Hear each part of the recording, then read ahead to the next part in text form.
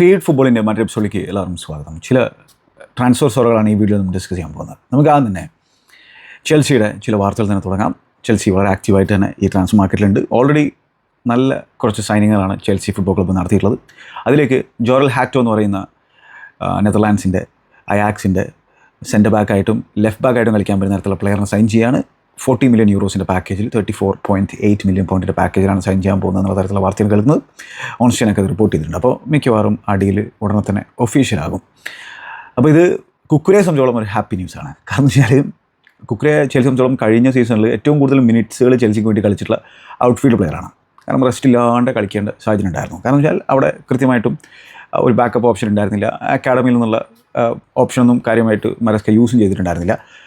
അപ്പോൾ കുക്കുരയ്ക്ക് കാര്യമായിട്ട് പണിയെടുക്കേണ്ടി വന്നിട്ടുണ്ടായിരുന്നു. അപ്പോൾ ഇത് ഹാറ്റോയുടെ വരവെന്ന് പറഞ്ഞാൽ അത് കുക്കുരയ്ക്ക് ഒരു സമാധാനം കൊടുക്കുന്ന തരത്തിലുള്ള സംഭവമായിരിക്കും. കുറച്ച് റെസ്റ്റും കാര്യങ്ങളൊക്കെ അതിന് കിട്ടുമായിരിക്കും. കാരണം ഹാറ്റോ കഴിഞ്ഞ സീസണിൽ കൂടുതലും അയാക്സിന് വേണ്ടിയിട്ട് ഒരു ഫുൾ ബാക്കായിട്ട് തന്നെയാണ് കളിച്ചിട്ടുണ്ടായിരുന്നത്. പിന്നെ ഇത് ലെവൈ കോൾവിലിനും ഒരു സുഖമുള്ള വാർത്തയാണ്. കാരണം വെച്ചാൽ ഹാറ്റോയ്ക്ക് ആ ഒരു LCB റോളും കളിക്കാൻ പറ്റും. 19 വയസ്സ് മാത്രമേ പറയുള്ളൂ. ഇപ്പോഴും ഡെവലപ്മെൻറ്റ് സ്റ്റേജിലാണ്. പക്ഷേ ഓൾറെഡി ഇനഫ് എക്സ്പീരിയൻസ് ഉണ്ട് ചങ്ങായിക്ക്. അയാക്സിൻ്റെ ക്യാപ്റ്റൻ സാമ്പാൻഡ് പോലും ധരിച്ചിട്ടുള്ളൊരു ചങ്ങായിയാണെന്നുള്ള കാര്യം ഓർക്കേണ്ടതായിട്ടുണ്ട്. അപ്പോൾ അതാണ് ഒരു ഡീല്. മറ്റൊന്ന് ഷാബി സിമോൺസിൻ്റെ ഡീലിൽ ചെൽസി വളരെ അഡ്വാൻസ്ഡ് ആണ്. അപ്പോൾ ബയൺ മ്യൂണിക്കും ആർസണലും ഇപ്പോഴും പിന്നെ പുറകിലുണ്ടെങ്കിൽ പോലും ചെൽസി തന്നെയാണ് ഡീൽ വളരെ അഡ്വാൻസ്ഡ് എന്നുള്ള രീതിയിൽ തന്നെയാണ് നമുക്ക് മനസ്സിലാക്കാൻ കഴിയുന്നത്. ഇതോടൊപ്പം തന്നെ ഇനിയിപ്പോൾ ഷാബി സിമോൺസ് വന്നാൽ പോലും ചെൽസി മാഞ്ചസ്റ്റർ യുണൈറ്റഡിൽ നിന്നും അലഹാൻഡ്രോ ഗർനാച്ചോയെ കൂടി സൈൻ ചെയ്യാനുള്ള സാധ്യത തള്ളിക്കളയാൻ പറ്റില്ല എന്നുള്ളതാണ് ബെൻ ജേക്കബ്സും അതേപോലെ തന്നെ മാറ്റ്ലും ഒക്കെ റിപ്പോർട്ട് ചെയ്യുന്നത്.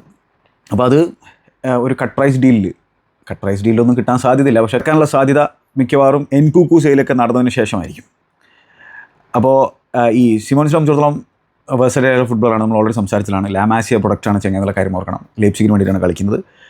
അപ്പോൾ ആൾക്ക് ആ ഒരു ലെഫ്റ്റ് സൈഡ് റേറ്റ് ആയിട്ടും ഈവൻ സെൻറ്റർ മിഡ്ഫീൽഡറായിട്ടും വിങ്ങിലൊക്കെ കളിക്കാൻ പറ്റുന്ന പ്ലെയറാണ്. പക്ഷേ ഒരു നാച്ചുറൽ വിങ്ങറല്ല. ചെൽസി സംബന്ധിച്ചിടത്തോളം ഇപ്പോൾ സാൻചോ ഒക്കെ പോയിട്ടുള്ള സാഹചര്യമാണ്. റഹീമുക്കിനെ വിൽക്കാൻ വെച്ചിരിക്കുകയാണ്. എങ്ങനെയെങ്കിലൊക്കെ പറഞ്ഞേക്കാനിരിക്കുകയാണ്.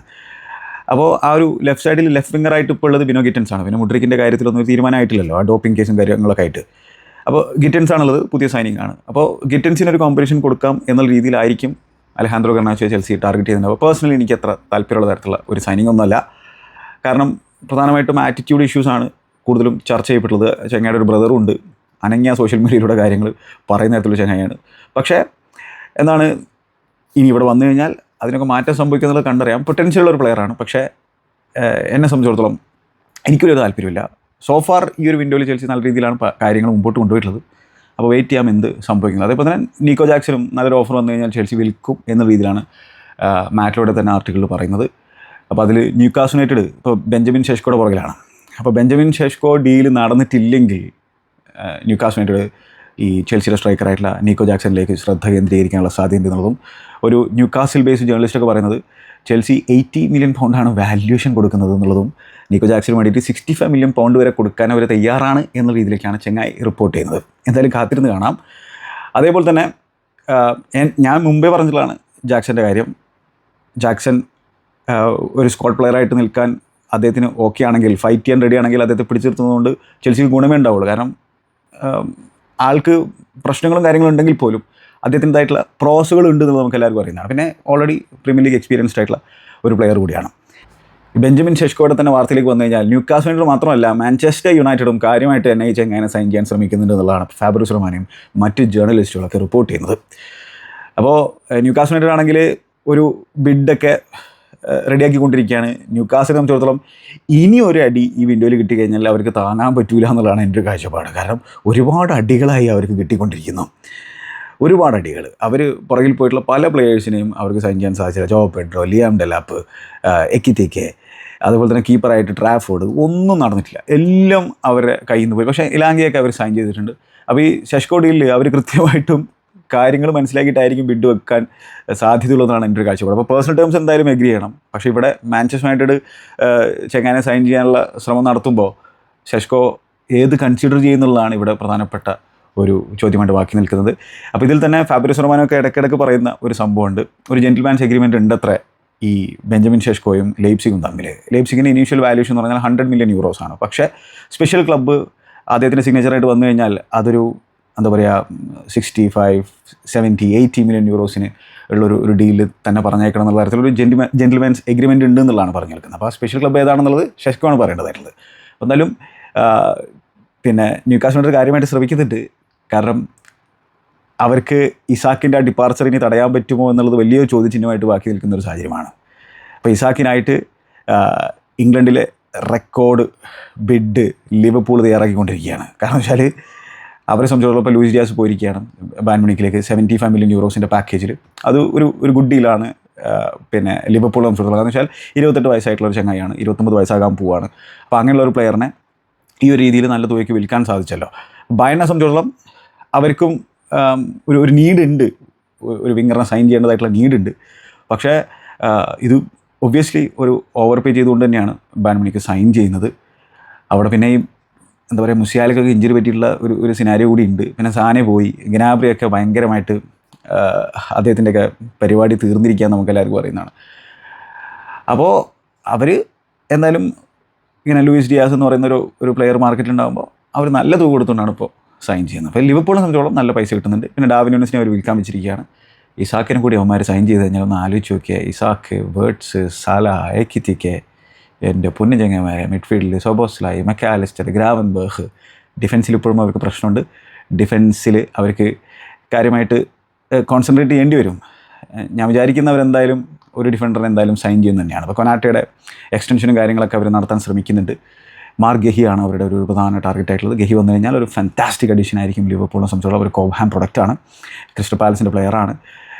ചങ്ങായുടെ കോൺട്രാക്റ്റിൽ ഇനി 1 ഇയർ മാത്രമേ ബാക്കിയുള്ളൂ എന്നാണ് എൻ്റെ ഒരു കാഴ്ചപ്പാട്. അപ്പോൾ ആ രീതിയിൽ ലിവർപൂൾ എന്തായാലും ഇസാക്കിനായിട്ട് ഉടനെ തന്നെ റെക്കോർഡ് ബിഡുമായിട്ട് വരുമെന്ന് തന്നെയാണ് നമ്മൾ പ്രതീക്ഷിക്കുന്നത്. ഒന്ന് കോസ്റ്റ്യൂം ചേഞ്ച് ചെയ്യട്ടെ. കാരണം വെച്ചാൽ മാഞ്ചസ്റ്റർ യുണൈറ്റഡിൻ്റെ സ്ട്രൈക്കർ അപ്ഡേറ്റിൽ പുതിയ ഒരു അപ്ഡേറ്റ് ഉണ്ട്. അപ്പോൾ അതിനെക്കുറിച്ച് സംസാരിക്കാം. അതെന്താ സംഭവം എന്ന് വെച്ചാൽ, അത്ലറ്റിക്കിൻ്റെ യുണൈറ്റഡ് കറസ്പോണ്ടൻ്റ് ആയിട്ടുള്ള ലോറി വിറ്റ്വെല്ല് പുതിയൊരു ആർട്ടിക്കിൾ പബ്ലിഷ് ചെയ്തിട്ടുണ്ട്. അതിൽ പറയുന്നത് എന്ന് വെച്ചാൽ യുണൈറ്റഡ് അവരുടെ സ്ട്രൈക്കർ ടാർഗറ്റുകളായിട്ട് 2 പേരിലേക്ക് ചുരുങ്ങിയിരിക്കുകയാണെന്നുള്ളതാണ്.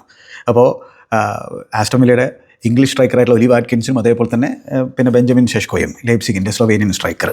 അപ്പോൾ ഈ 2 ടാർഗറ്റിലേക്കായിട്ട് ചുരുങ്ങിയിട്ടുണ്ട്. അപ്പോൾ നിക്കോ ജാക്സൻ്റെ കാര്യം ഇപ്പോൾ കൺസിഡർ ചെയ്യുന്നില്ല. അത്തരത്തിലുള്ള റൂമറുകളൊക്കെ നമ്മൾ കേട്ടിട്ടുണ്ടല്ലോ. പക്ഷേ ചെൽസിയുടെ ഡിമാൻഡ് കൂടുതലാണ്. യുണൈറ്റഡ് സംബന്ധിച്ചിടത്തോളം അത് കൊടുക്കാൻ താല്പര്യമില്ല എന്നുള്ളതാണ് ആ ആർട്ടിക്കിൾ പറയുന്നത്. അപ്പോൾ ഇതിൽ വാറ്റ്കിൻസ് ആണെങ്കിൽ പ്രീമിയർ ലീഗ് പ്രൂവൺ ആണ്, പക്ഷേ 30 വയസ്സാകാൻ പോവുകയാണ്. അപ്പോൾ എന്താണെന്ന് സംഭവം എന്ന് വെച്ചാൽ റീസെയിൽ വാല്യൂ കാര്യമായിട്ട് ഉണ്ടാവില്ല, അങ്ങനത്തെ ഒരു സംഭവമുണ്ട്. പക്ഷേ റുബൻ അമോറിമിനെ സംബന്ധിച്ചോളം പ്രീമിയർ ലീഗ് പ്രൂവൺ ആയിട്ടുള്ള സ്ട്രൈക്കറെ കൊണ്ടുവരാൻ താല്പര്യമുണ്ട്. ഓൾറെഡി കുഞ്ഞ, എംബൂമോ ഡീലുകളിലൊക്കെ ആ രീതിയിൽ പ്രീമിയർ ലീഗ് പ്രൂവൺ പ്ലേയേഴ്സിനാണ് അവർ കൊണ്ടുവന്നിട്ടുള്ളത്. പക്ഷേ എന്താണ്, ഒലി വാറ്റ്കിൻസിൻ്റെ ആസ്റ്റൺ വില്ല വാല്യൂഷൻ എന്ന് പറയുന്നത് 60 മില്യൺ പൗണ്ടാണ്. മാത്രമല്ല അവർ പബ്ലിക്കലി പറയുന്നതെന്ന് വെച്ചാൽ നോട്ട് ഫോർ സെയിൽ എന്നുള്ള ഒരു സ്റ്റാൻസാണ് അവർ എടുത്തിട്ടുള്ളത്. പക്ഷേ യുണൈറ്റഡ് വിചാരിക്കുന്നത് ഒരു 40 to 45 മില്യൺ പൗണ്ടിൻ്റെ ഇടയിൽ ആ ഡീൽ നടത്താൻ സാധിക്കുന്നുള്ളതാണ്. പക്ഷേ സമയം എടുത്തിട്ടാണ് അവർ ഇനി സ്ട്രൈക്കർ ഡീലിൽ കാര്യമായിട്ട് ഇടപെടൽ നടത്തുള്ളൂ. കാരണം വെച്ചാൽ അവർക്ക് അവിടെ നിന്ന് ഒരുപാട് ഡിപ്പാർച്ചറുകളും നടത്തേണ്ടതായിട്ടുണ്ട്. അതായത് നമ്മുടെ അലഹാൻഡ്രോ ഗർനാച്ചോ ചെൽസി ബൗണ്ടാണ്, ലണ്ടനിലേക്ക് പോകണം എന്നുള്ളൊരു താല്പര്യമുണ്ട് ചങ്ങായിക്ക്. അതേപോലെ തന്നെ ചാമ്പ്യൻസ് ലീഗ് ഫുട്ബോൾ കളിക്കുന്നുള്ളൊരു ആഗ്രഹമൊക്കെ ഉണ്ട്. അപ്പോൾ ചെൽസിയുടെ ഹൈറാർക്കി വിചാരിക്കുന്നത് ചങ്ങായിക്ക് ചെൽസിയുടെ ഈ മരസ്കയുടെ സിസ്റ്റത്തിൽ ഫിറ്റ് ചെയ്യാൻ പറ്റുന്നതാണ്.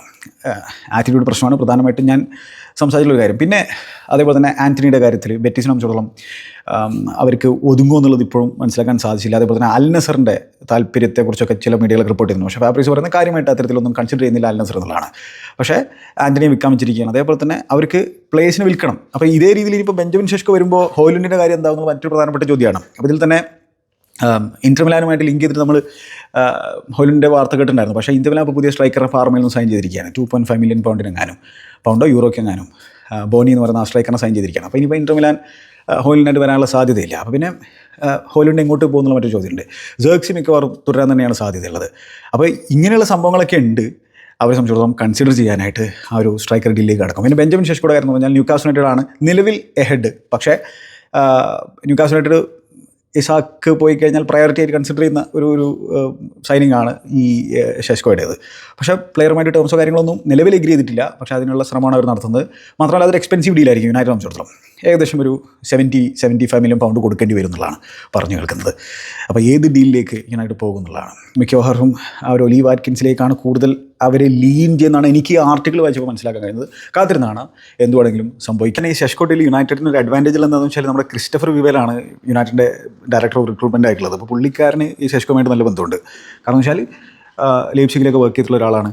അപ്പോൾ ഷെഷ്കോയുടെ ഡീലുകളിൽ ഇടപെട്ടിട്ടുള്ള ഒരാളാണ്. ഈ ഷെഷ്കോനെ മുമ്പേ യുണൈറ്റഡ് സൈൻ ചെയ്യാനൊക്കെ ശ്രമിച്ചിട്ടുണ്ട്. ആൾക്ക് 16 വയസ്സുള്ളപ്പോൾ തന്നെ സൈൻ ചെയ്യാനൊക്കെ ശ്രമിച്ചിട്ടുണ്ടായിരുന്നു. അപ്പോൾ ആ രീതിയിൽ 1-2 തവണ മുമ്പ് സൈൻ ചെയ്യാൻ ശ്രമിച്ചതാണ്. അപ്പോൾ ഇതിൽ തന്നെ യുണൈറ്റഡ് സംബന്ധിച്ചോളം ഒരു റിസർവേഷൻ ഉള്ളതെന്ന് വെച്ചാൽ മറ്റൊരു യങ് സ്ട്രൈക്കർ വരിക, പ്രീമിയർ ലീഗ് പ്രവണല്ലാത്ത ഒരാൾ വരിക. ബുണ്ടസ് ലീഗിൽ തന്നെ കഴിഞ്ഞ സീസണിൽ 13 ഗോളുകൾ മാത്രമേ ഷെഷ്കോ അടിച്ചിട്ടുള്ളൂ. അപ്പോൾ ആ രീതിയിലൊരു ഗാമ്പിൾ വീണ്ടും എടുക്കണോ എന്നുള്ളൊരു ചിന്ത കൂടി അവരുടെ മനസ്സിലൂടെ കടന്നു പോകുന്നുണ്ട് എന്നുള്ളതാണ് ഈ റിപ്പോർട്ടിൽ നിന്ന് വായിച്ചെടുക്കാൻ പറ്റുന്നത്. അപ്പോൾ അതൊക്കെ കൺസിഡർ ചെയ്യുമ്പോൾ ഒലി വാറ്റ്കിൻസിലേക്ക് ലീൻ ചെയ്യാനുള്ളൊരു സാധ്യത ഞാൻ കാണുന്നുണ്ട്. നോക്കാമല്ലേ ഹലോ. അപ്പോൾ അതാണ് യുണൈറ്റഡിൻ്റെ സ്ട്രൈക്കർ ടാർഗറ്റുകളെ കുറിച്ച് എനിക്ക് ഈ ഒരു അവസരത്തിൽ പറയുന്നത്. പക്ഷേ യുണൈറ്റഡ് സംബന്ധിച്ചിടത്തോളം ഞാൻ വിചാരിക്കുന്നവർക്ക് മിഡ്ഫീൽഡിലും ആളെ കൊണ്ടുവരേണ്ടതായിട്ടുണ്ട് എന്നുള്ളതാണ്. അപ്പോൾ ആ രീതിയിൽ റൂമറുകളൊന്നും നമ്മൾ കേൾക്കുന്നില്ല, അങ്ങനത്തെ ഒരു സംഭവമാണ്. പിന്നെ ഗോൾ കീപ്പറുമായി ബന്ധപ്പെടുത്തിയിട്ട് ഇപ്പോൾ ഡൊണറൂമയുടെ പേര് നമ്മൾ കേൾക്കുന്നുണ്ട്. അതേപോലെ തന്നെ എമി മാർട്ടിനസിനെ സൈൻ ചെയ്യാനുള്ള ശ്രമം, ഒരു ലോൺ ഡീലുള്ള ശ്രമം അവർ നടത്തി. പക്ഷേ വലിയ സംബന്ധിച്ചോളം ആ രീതിയിൽ ലോണിലൊന്നും ചെങ്ങനെ വിൽക്കാനൊരു താല്പര്യമില്ല എന്നാണ് പറഞ്ഞ് കേൾക്കുന്നത്. ഇനി എമി മാർട്ടിനസിലേക്ക് വീണ്ടും യുണൈറ്റഡ് ശ്രദ്ധ കേന്ദ്രീകരിക്കും. എന്താ സംബന്ധിച്ചാൽ ഒനാനയ്ക്ക് ഇഞ്ചുറി പറ്റിയിരിക്കാൻ മാത്രമല്ല ഒനാനയുമായിട്ട് വിശ്വസിച്ചിട്ട് എങ്ങനെയാണ് മുമ്പോട്ട് പോവുക, അങ്ങനത്തെ ഒരു സംഭവം കൂടിയുണ്ട്. അപ്പോൾ എന്തായാലും യുണൈറ്റഡ് മാർക്കറ്റിൽ ഇനിയും ഇടപെടേണ്ടതായിട്ടുണ്ട് സീസൺ തുടങ്ങുന്നതിന് മുമ്പ്. അപ്പോൾ എന്തൊക്കെയാണ് അവർ ചെയ്യുന്നത് കാത്തിരുന്ന് കാണാം. ഇപ്പോൾ ന്യൂകാസിൽ യുണൈറ്റഡ് തന്നെ വാർത്തയിൽ തുടരുമ്പോൾ ന്യൂകാസിൽ യുണൈറ്റഡ് റാംസ്ഡെയിലിനെ സൗത്താംപ്ടണിൽ നിന്ന് കൊണ്ടുവരാൻ ശ്രമിക്കുന്നുണ്ട്. അപ്പോൾ ട്രാഫോർഡ് ഡീൽ നടന്നില്ല, ട്രാഫോർഡ് സിറ്റിയിലേക്ക് പോയി. അപ്പോൾ ഇനി എന്താണ്, റാംസ്ഡെയിലിൻ്റെ പുറകിലാണ്.